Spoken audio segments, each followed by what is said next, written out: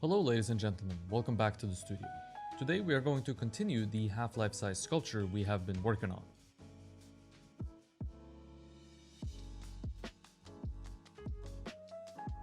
We're getting very close to the end now.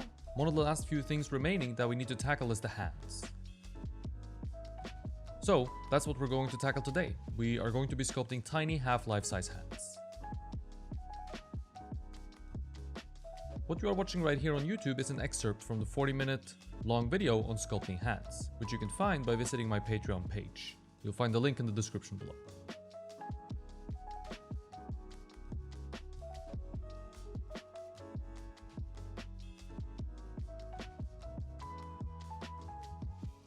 The process of refining these tiny hands are a bit different than you might have seen me do in other areas. The hands are of course super tiny, and I find it a little easier to go back and forth between adding clay and removing clay compared to my usual approach of trying to do most of the work through addition of clay.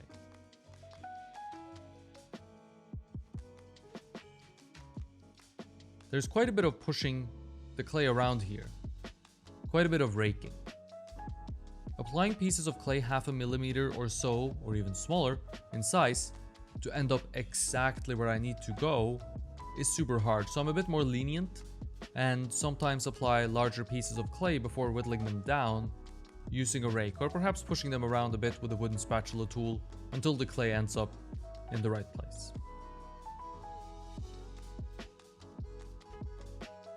As far as doctrine goes, I think whatever works in any given situation is what you should go with. So while I tend to preach working mostly through the addition of clay in previous videos, and still believe that that's the best option in most scenarios, there are times when this needs to be modified in order to more easily reach the end result that we are after. I mean, at the end of the day, the only thing that really matters is whether the hands are good or not, right?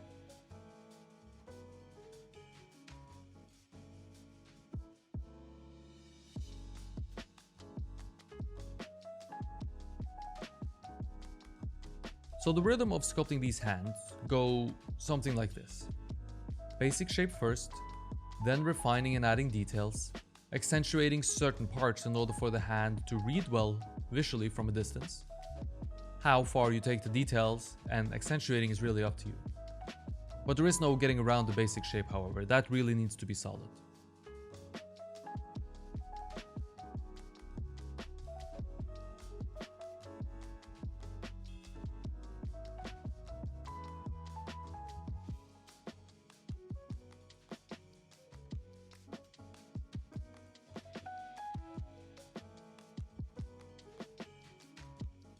Hands tell a story.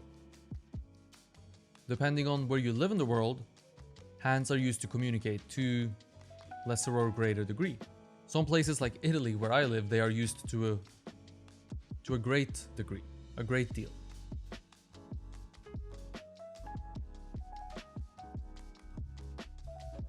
So hands are perhaps secondary only to the face when it comes to communicating through your sculpture with the viewer.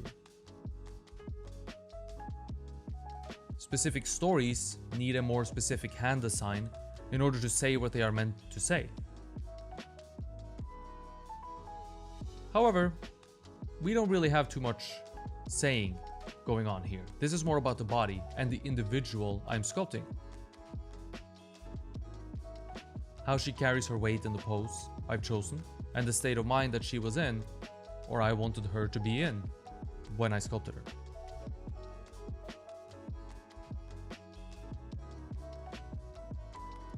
This is a nude study, so it's really a sculpture about the human body, with human body as both the vehicle for the story and the story itself. A contrapposto is by nature a resting pose. It's the way we stand while waiting in line at the supermarket, or waiting in line anywhere. So I've chosen a hand design that functions well with the rest or calmness that I had in mind while creating the rest of the sculpture.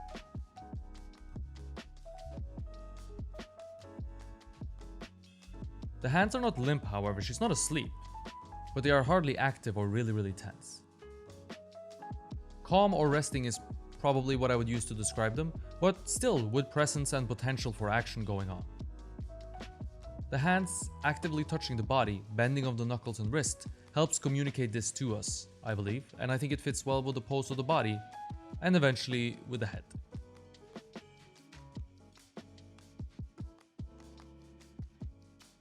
A secondary thing to consider regarding composition is the overall shape of the hand and how it functions with the body type of your model. This is a very slender female figure, so it probably shouldn't have hands that are big squares. For a body like this, long, slender, elegant, I think a longer, elegant hand fits better. Usually the model's hands will function well enough with whatever body type she or he has. And even this plays a part in telling a story about who this person is and what they do.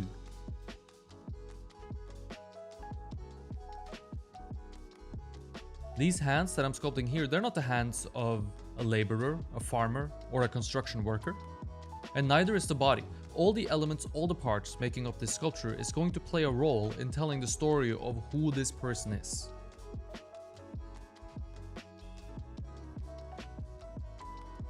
Since it's a nude study, the only tool we have in telling this story is the body, the pose, how she carries her weight. It's an interesting challenge as we have no props to tell her story. Only her. In this way, I think it's very honest. It's a very honest sculpture. A nude study is never bound by time either, as there is nothing that binds her to any given time period. And I find that to be quite a beautiful thing.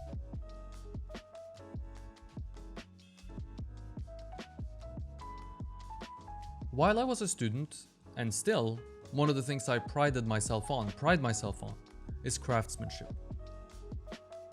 Skill when it comes to controlling the clay and making it do whatever you want.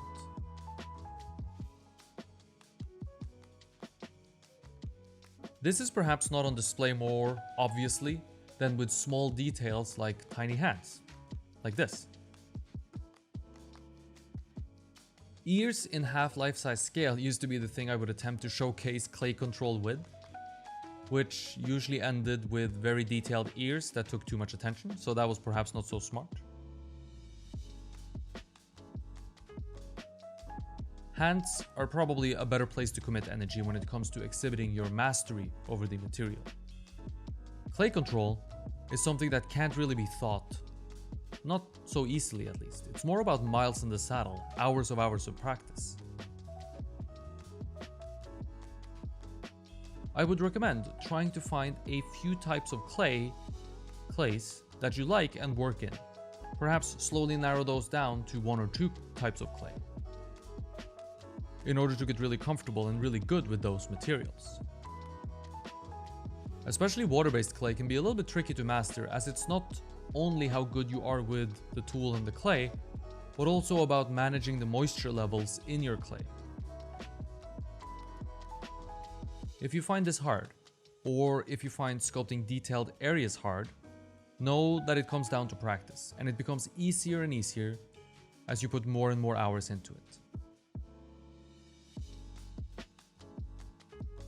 With some strategy and knowledge, which I've hopefully been able to provide a little bit of in this video, and practice, you'll be a master of your material in no time.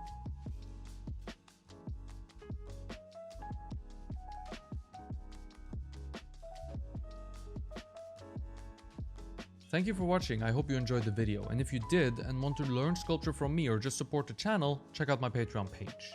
Next time we work on this piece, we will deal with the surface and texture, essentially finishing the surface of our sculpture, which will include some modeling as well. After that, we will deal with the cherry on top, which will be the portrait. We don't have many episodes left now, perhaps 2 or 3 more, so stay tuned. Hit the subscribe button and the bell to be notified whenever a new video comes out. If you enjoyed the video, click the like button and share with your friends and family. It helps me out a lot. Thank you for watching, stay creative, and I hope to see you in the next one.